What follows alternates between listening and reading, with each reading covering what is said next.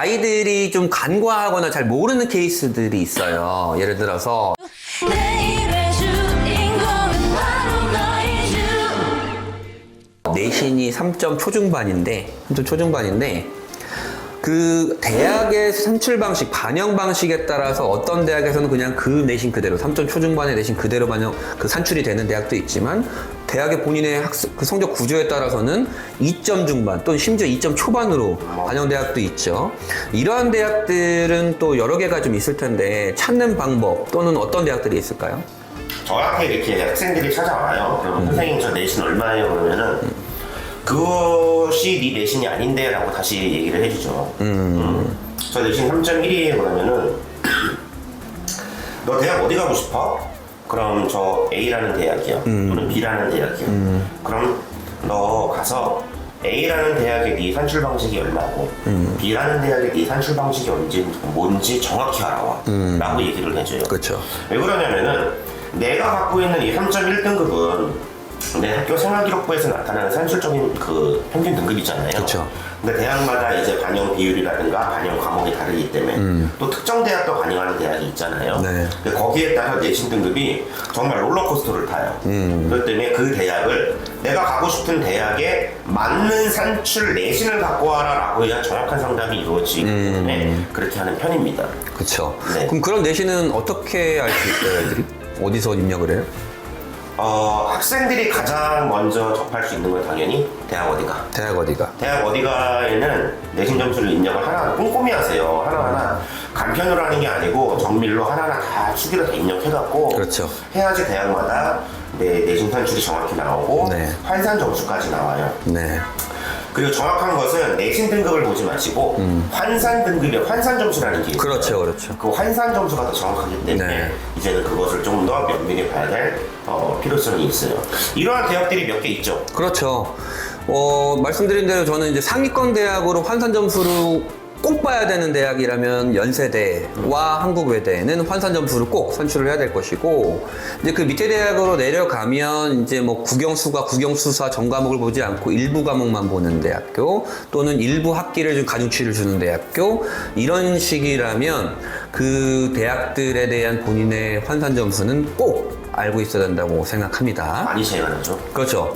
그러니까 특히 뭐 여대 라인 있잖아요. 여대 라인은 특정 과목만 반영하는 대학교도 많이 있으니까 거기서는 또 이제 3점 초중반대가 막 2점 중반이 되는 경우도 좀 굉장히 많이 있습니다.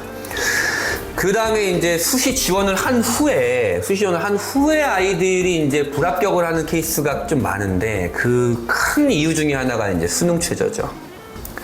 수능 최저는 대학들마다 이제 수준이 다르고 같은 대학 라인이더라도 대학마다 수능 최저가 좀 다르기도 한데 이 수능 최저 영향력은 좀 어떻다고 생각하세요? 셉니다. 셉니다. 네. 네. 왜 그러냐면은 아니 수능 최저를 못 맞추면 이제 게임 끝나는 거 아니에요? 그렇죠. 내가 아무리 내신이 뛰어나도 네. 수능 최저가 높은 대학은요 내신의 입격 앞뒤가 천차만별로 달라질 수 있고 그렇죠. 그 3코도 역시 굉장히 듬성듬성 나오는 경우가 상당히 많아요. 네. 꼬리가 길어진다고 그러죠. 네, 그렇죠. 그렇기 때문에 내가 가고자 하는 대학의 수능 최저가 2합이냐 3합이냐 또는 4합이냐에 따라서 그 수능 최저의 영향력은 내 내신 등급을 일정 수준 이상을 뛰어넘을 수 있기 때문에 네. 그 수능 최저에 맞는 내가 그냥 단순히 그 대학의 워너비가 아니고 네. 그 수능 최저에 맞는 역량을 갖고 있다 그러면 정말 최선을 다해서 노력을 해야 되겠죠. 이러한 대학들이 좀 많이 있을 것 같은데요. 그렇죠. 수능 최저는 대학마다 수준이 다르지만 뭐 상위 대학으로 하더라도 이게 80% 넘는 대학은 없어요. 대부분 한 3분의 2 수준, 60-70%대의 수능 최저 충족률을 갖고 있죠. 그러면 그렇다라는 건 지원자 3명 중에 2명 정도만 충족을 하고 거기서 좀 내신이 가려지는 경우고, 그렇다고 상위권 대학의 충족률만 안 좋냐? 그렇진 않아요. 뭐 숭실대, 인하대권만 가더라도 인문계열 같은 경우에 수능 최저 충족률이 50%가 안 되거든요. 숭실대도 2합이잖아요. 그렇죠. 2합인데 절반이 안 되는 경우가 있으니까 이런 경우는 이제 수능 최저의 충족이 얼만큼 본인의 합격에 가까운지 유효한지를 좀 말을 해줄 수 있죠. 또한 이제 3월, 4월, 6월, 7월 모의고사까지 다 수능 최저 충족을 했음에도 불구하고 수능 때 충족이 안 되는 경우가 너무 많아요. 이런 말 있죠. 수능 최저를 맞출 자신이 없으면 극강의 내신을 가져라. 그렇지. 네. 대표적으로 한양대인데. 근데 한양대 또 내년도 이제 그렇게는 안 돼. 상위권 대학은 다 수능 최저가 있기 때문에 올해는 자기소개서가 폐지가 되었기 때문에 재학생들 같은 경우에 수능 공부를 할 수 있는 여력이 그나마 좀 있습니다. 그러니까 수능 최저가 본인의 학벌에 정말 큰 영향을 끼친다는 것을 좀 인지하시고 수능 공부에 좀 매진해 주시기 바랍니다. 이 원서 접수하면 애들이 공부를 안 해. 이미 붙은 줄 알죠. 이미 본인이 대학생이 된 줄 알지. 그때 참 잔소리를 하는데 한 귀로 듣고 한 귀로 흘리는 경우가 너무너무 많아요. 네.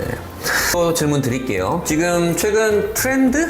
뭐라고 말씀드리면 이제 교과 전형임에도 불구하고 서류를 반영하는 대학들이 있죠. 뭐 대표적으로 고려대, 성균관대, 경희대, 건국대, 동국대, 올해는 경북대, 부산대가 좀 추가가 됐죠. 이런 대학들을 지원할 때 좀 유의해야 될 상황들 또는 서류의 영향력이 어떻다고 생각하시는지. 그저께입니다. 네. 어제 그저께 이렇게 얘기를 하는데 저희 학원에 있는 학생이에요. 저희 학원에 있는 학생이 내신이 2점대거든요. 2점대 중후반이에요. 아, 2점 중후반. 중후반. 못한 건 아니죠. 그렇죠. 그런데 잘했죠. 선생님, 동국대를 쓰겠습니다. 동국대 교과 전형을 쓰니까 제 내신이 1점대입니다. 그래요. 나도 알아, 너 1점대인 거. 그렇죠. 다 1점대야, 거기. 다 1점대. 1.0도 있어, 얼마. 왜 그러냐면 네가 거기를 정확히 내 교과 전형만 보고 내신이 그것만 보니까 당연히 그런 결과가 나오는데 사실은 그게 선생님은 교과 전형으로 생각 안 해, 그거 종합 전형이야. 네. 라고 얘기를 해주면은 전 이해를 못 해요. 그렇죠. 네, 이러한 대학들의 예를 보여주고 또 설명을 하면 이제 그때서야 네네 하는데 또 그럼 제 서류가 또 이제 경쟁력이 없나요? 그러면은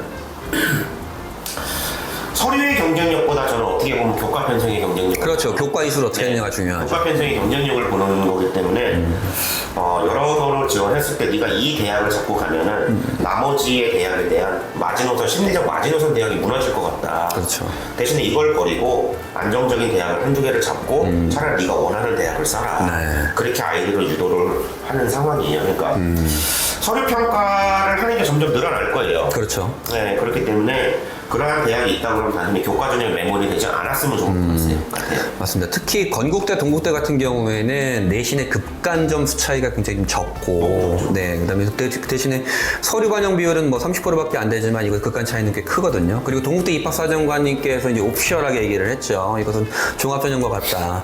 그렇기 때문에 꼭 그 부분을 인식을 하시되 대신에 종합전형처럼 학생부 전 항목을 보는 건 아닙니다. 경희대, 동국대 같은 경우에는 이제 교과 학습 발달 상황을 중심으로 보게 되고 또한 그 상황을 여실히 보여줄 수 있는 거는 경희대 입학처 홈페이지 가시면 입학 결과가 있습니다. 경희대 교과 전형이 이제 삼포도를 보여주거든요. 내신이 좋음에도 불구하고 떨어진 학생이 있고 그렇지 않음에도 불구하고 합격한 학생이 있습니다.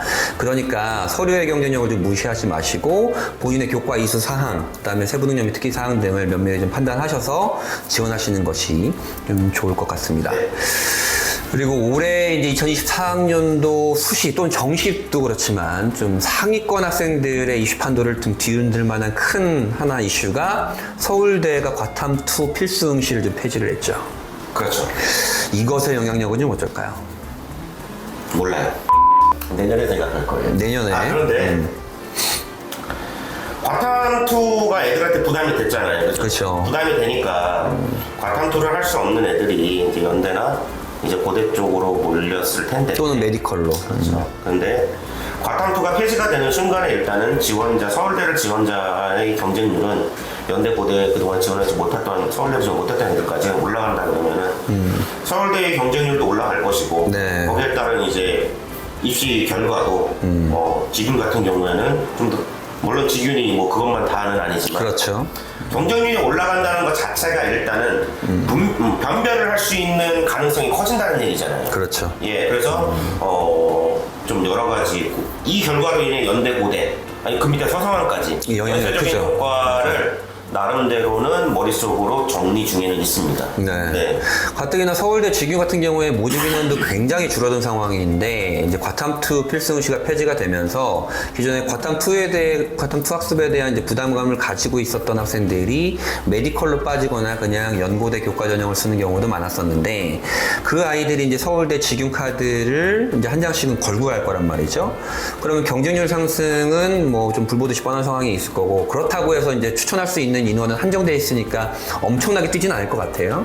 엄청나게 뛰지는 않을 것 같은데 서울대 직유 카드를 뺐었던 아이들, 고내신의 아이들이 이제 들어오는 거니까 극강의 내신의 아이들이 들어오는 거니까 서울대 입결의 상승? 서울대 입결은 항상 최상위니까 더 뭐 비약적으로 높아진다고까지 말씀드릴 수는 없겠지만 평가가 좀 더 디테일해지죠. 그렇죠. 평가가 디테일해지겠죠. 말씀하신 대로 네. 뭐 어차피 그렇죠. 그러니까 또 서울대가 그렇게 되면 바로 그 밑에 대학인 연세대, 고려대에 영향을 미치고 또 문제는 이제 고려대 변화가 굉장히 크잖아요. 고대도 학추가 네. 줄었죠. 엄청 줄었어요, 고대 교과가. 그러니까 올해 교과 전형은 진짜 보수적으로 접근하셔야 된다. 물론 서울대 직유는 교과 전형이 아니지만 고교마다 이제 2명 추천을 받을 수 있는 전형이기 때문에 뭐 교과 전형 시기라고 우리가 판단을 해보자면 이제 올해 상위권대 교과 전형은 정말로 보수적으로 좀 접근해야 될 것 같습니다. 근데 반대로 또 이제 이과라고 그러면 첨단학과, 계약학과 또 무지 많잖아요.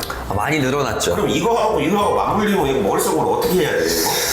많이 늘어났는데 사실은 그 늘어난 인원들이 모두가 다 교과 전형으로 된 건 아니잖아요. 교과와 종합과 정시 뭐 논술로 이렇게 분산이 됐기 때문에 그것이 사실은 고려대 인원이 줄고 서울대 과탐2 필승시가 폐지된 것을 상쇄시킬 수 있을 만한 정도의 파급력이 있을 것이라고는 저는 우선은 개인적으로 생각하진 않아요.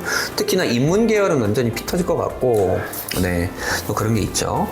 그럼 연세대 교과 전형은 좀 개인적으로 치사하다고 좀 말을 하는 편인데, 이제 지점수라는 걸 이제 반영하게 되죠. 지점수요? 네, 이 지점수가 뭐고, 이 지점수의 영향력은 또 어떻다고 생각하시는지.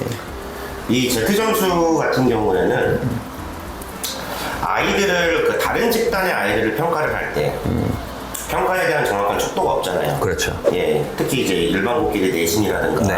이런 유불리가 분명히 있잖아요. 그렇죠. 이걸 어느 정도 맞추기 위해서 이제 Z점수, Z점수라는 걸 활용을 하는데 이 Z점수가 다른 말로 어떻게 석차배분율이에요. 그렇죠. 석차배분율인데 이 연대를 지원하고자 하는 아이들은 그냥 단순히 저 몇 등급이에요. 이게 아니고 Z점수 한자를 정확히 꼭 하셔야 됩니다. 네, 맞아요. 그래서 Z점수가 대략적으로 보통 일반고 아이들 내신 1점대 아이들이 보통 아니면 그러니까 공부를 그러니까 똑같은 교육 특고가 아닌 일반고도 공부를 좀 잘하는 일반고도 있고 공부를 또 못하는 일반고가 있단 그쵸. 말이에요. 공부를 좀 못하는 아이들이 일반고에 내신 그 정교권 아이들 내신이 정도 1등 내신이 지점수랑 보통 얼마 정도가 나오냐면은 내신 1.4, 맞아요. 1.47 이 정도 나와요. 그 정도 나와요. 그런데 연대를 들어가려고 하면 기본적으로 연대 의대 빼고요. Z점수가 산출을 그냥 이게 정답은 아닌데 그동안 합격한 아이들을 제가 산출해보니까 대략 1.7, 1.8 정도대가 나오더라고요. 네. 진짜 높은 점수지. 네. 그러니까 그렇게 산출을 하고 아까 말씀드렸다시피 그 연대는 이 Z점수를 활용하기 때문에 연대의 환산 방식이 또 따로 있기 때문에 네. 그것을 꼭 확인하셨으면 좋을 것 같아요. 네. 방금 말씀하셨던 1.2, 1.7은 내신을 말씀드리는 게 아니고 지점수를 말씀드리는 겁니다. 지점수가 1.2가 나오고 1.7이 나온다는 걸 말씀드리는 거고, 지점수가 1.7 이상이 나오는 고등학교는 기본적으로 학업 역량이 뛰어난 고등학교라고 좀 판단을 할 수 있는 편이죠. 네. 그렇습니다. 그래서 또 연대의 이 교과 전형 산출 방식이, 계산 방식이 지점수뿐만 아니고 되게 복잡해요. 반영 A 과목, 반영 B 과목, 이것도 뭐 공통 과목은 몇 퍼센트, 선택 과목 몇 퍼센트 이렇기 때문에 학생과 부모님이 직접 계산할 수가 없어요. 그러니까 어디가 입력을 하셔서 꼭 환산 점수로 확인을 하셔야 돼요. 그러니까 어디가 또는 UA? UA. 네, 그렇습니다. 이게 또 어디가에서 발표한, 어디가에 탑재되어 있는 연세대 이제 입결을 보시면 뭐 1.2, 1.3 이런 식으로 내신도 말을 해주지만 환산 점수를 말을 해주거든요. 근데 이걸 보면 정확히 아실 수 있는 게 같은 1.2더라도 요 환산 점수가 달라요. 그러니까 이걸 환산 점수로만 보셔야지 1.2면 붙는구나라고 생각하셔서 지원하시면 정말 좀 큰 걸 다치는 경우도 있고, 또한 또 올해 그때까지는 연세대 교과 전형이 이제 재신문 면접이라고 하는 또 무시무시한 또 벽이 기다리고 있으니까 그것까지도 좀 고려를 하시면서 지원을 하시면 될 것 같습니다. 또 그다음에 이제 고려대. 아까 좀 전에 언급을 좀 하긴 했었는데 고려대 올해 교과 전형 또는 종합 전형이 좀 변동이 굉장히 많죠. 네. 네, 고려대는 좀 어떻게 오늘 좀 이번엔 접근을 해야 될까요? 고려대요? 네. 저는 항상 그래요. 고려대를 어떻게 접근한다기보다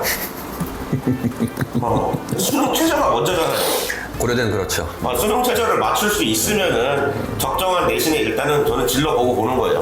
무책임한 말일 수도 있지만 수능 최저가 더 중요하죠, 사실은. 그렇죠. 네, 물론 고대가 학추 인원이 약간 감소했고, 그 다음에 학추하고 학업 우수형이 이제 복수 지원이 금지가 됐고, 이제 그것은 이제 전략상의 문제예요, 사실은. 그치. 그다음 수능 최저 기준도 사실 많이 완화됐죠. 완화됐죠.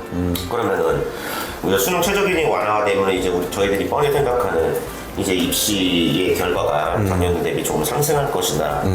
이런 것도 있지만 그래도 수능 최저의 힘은 무섭잖아요. 그렇죠. 예, 그렇기 때문에 적정한 지원 라인이 된다 그러면은 과감하게 저는 지원을 합니다. 네, 그렇습니다. 맞습니다. 그러니까 고려대의 교과 전형 또는 학생부 종합 전형 지원에 우선 고려돼야 될 거는 뭐 내신도 내신이겠지만 사실 수능 최저 충족을 할 수 있는가 없는가가 첫 번째 고려 대상이 될 수 있을 거고요. 큰 변화 중에 하나는 사실은 학교 추천과 학업 우수 전형을 중복 지원이 이제 올해부터 이제 불가하잖아요. 내신이 조금 애매하다 그래야 되나? 한 1.8. 의 내신을 갖고 있는 아이라면 내가 학추를 받아야 되나 학우를 지원해야 되나에 대한 고민이 굉장히 클 거예요. 그러니까 요때 좀 면밀히 좀 생각을 좀 해봐야 될 것 같습니다. 머리 아프죠. 네. 그럼에도 불구하고 또 이제 올해는 학교 추천이 이제 재학생만 지원할 수 있거든요. 이런 것들도 우리가 한번 고려해 볼 상황, 변동 사항인 것 같습니다. 이것도 있잖아요. 어떤가요? 고대 지원할 때 경쟁률. 경쟁률로 학과를 이제 수능 최저를 맞춰서 학과를 어디를 가야 약할까, 어디를 써야 될까. 그런 게 있죠. 무시하게 맞잖아요. 네. 고려대 설명회 영상을 보시면 이제 고려대가 항상 매해 발표하는 것 중에 실질 경쟁률이라는 거를 좀 말을 하죠. 실질 경쟁률은 이제 수능 최저 미충족 인원을 제외하고 또는 면접에 응시하지 않은 친구들을 제외한 실질 경쟁률이라고 발표를 하는데 학과별로 좀 차이도 있고 또 생각보다 또 실질 경쟁률은 낮은 편도 있어요. 그러니까 그런 것들도 아마 지원의 고려 대상이 될 것 같습니다. 배팅할 땐 대차게 배팅해라. 애매하게 배팅하면 안 된다. 그래 놓고서 또 애가 상담하러 가면 안 될 거라고 그러잖아요. 아, 몰라요? 네. 좋아요. 이제 마지막 이제 전문대에 대한 얘기를 잠깐 하고 이제 끝마칠 텐데요. 이제 성적이 많이 안 좋거나 또는 다른 뜻을 품고 있는 취업 중심의 뜻을 품고 있는 아이들은 전문대학을 고려하는 친구들도 있습니다. 전문대의 어떤 전망 또는 전문대 진학에 대해서 어떻게 생각하시는지 한번 말씀해 주시겠어요? 이게 사람마다 좀 다른 것 같아요. 보통 제가 운영을 학원에서도 전문대를 굉장히 무조건 안 보낸다. 전문대를 갈 바에는 차라리 지방 사립대 4년제를 가는 게 낫겠다. 이건 뭐 제가 뭐라고 할 수 없는 상황인 거잖아요. 좀 부모님들에 대한 마인드고. 그쵸. 네. 근데 전문대 같은 경우에도 과가 좋은 과가 굉장히 많아요. 많죠. 전문대도 간호학과는 다 이제 4년제잖아요. 네, 맞습니다. 나오고. 네. 또는 이제 수도권에 있는 전문대 같은 경우에는 전부 다 이제 학사정을 운영하는 과가 맞아요. 굉장히 많아요. 네. 그렇기 때문에 내가 만약에 생각이 있다 그러면 전문대도 적극적으로 저는 하위권 아이들을 고려를 해라라는 입장이에요. 네. 그리고 또 하나는 전문대도 아까 대기업처럼 박람회를 합니다 지금. 그렇죠. 전문대를 가서 내 거 생활기록부를 보여주는 거기는 너무 친절해요.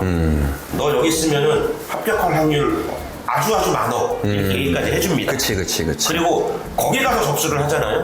원서 접수비 공짜입니다. 그래요. 이거 팁이다. 그래서 전문대는 4년제와 다르게 수시가 1차와 2차, 그 다음에 정시까지 이렇게 나눠져 있잖아요. 네. 어떤 차이가 있고 어떻게 지원하는 게 좀 바람직할까요? 어떤 차이가 있는지는 몰라요. 모집 인원의 차이가 좀 있잖아요. 맞습니다. 네. 뭐 수시하고 정시죠, 뭐 어쨌든. 네, 맞습니다. 그런데 네. 수시 1차는 원서 접수 기간이 똑같지만 4년제가 원서 접수가 빨리 마감이 되잖아요. 그렇죠. 그럼에도 불구하고 전문대는 혹시 더 길게 수시 네. 2차가 됩니다. 네. 그리고 수시 1차에서 모집하는 인원이 수시 2차보다 정시보다 훨씬 많단 말이에요. 네, 맞아요. 그래서 성적이 애매한 친구들, 아까 말씀드린 6등급, 7등급의 중하위권 아이들 선생님 전문대는 수시 2차도 있고 정시도 있잖아요. 그럴 때 그때 노력되지 않습니까? 라고 하는데 조금 더 본인의 냉정히 생각해서 내가 갈 수 있는 길을 전문대 좋은 학과라도 네. 많은 인원수가 있을 때 좀 더 열어놓으면 어떨까라는 생각이 좀 있습니다. 네, 맞습니다. 이제 프로칼리지를 포털 사이트에서 검색하시면 프로칼리지입니다. 포털 사이트에서 검색하시면 그 전문대학교 입학 포털이에요. 거기 사이트에 들어가시면 대학교마다의 입결도 확인할 수 있는데 입결을 확인하실 때 좀 특이한 걸 확인할 수 있는데 수시 1차의 입결보다 수시 2차 또는 정시의 입결이 생각보다 굉장히 높아요. 그것은 모집 인원의 차이도 있기 때문에 그렇고 학생들이 항상 사람의 마음이 뒤까지 미루고 싶은데 미루다가 지원을 하게 되면 이제 입결이 확 올라가거든요. 그러니까 전문대의 뜻이 있다 그러면 수시 1차로 지원을 하시는 게 합격 확률을 굉장히 높이는 방법일 겁니다. 이제 8월은 이제 고3 학생들의 수시 지원으로 정말 바쁘게 돌아갈 겁니다. 고3 학생들은. 게다가 수능을 준비하고 또한 학생부도 마무리하고 수시 원서 전략도 짜고 학교랑 또 추천 전형 얘기를 하고 매일매일이 이런 고민의 연속일 텐데요. 지금까지 좀 권정환 소장님과 말씀드렸던 내용들이 여러분의 수시 지원에 작은 도움이 됐길 바라면서 저희는 또 9월 투두리스트로 찾아뵙겠습니다. 자, 아시죠? 네. 구독, 좋아요, 알람 설정 감사합니다.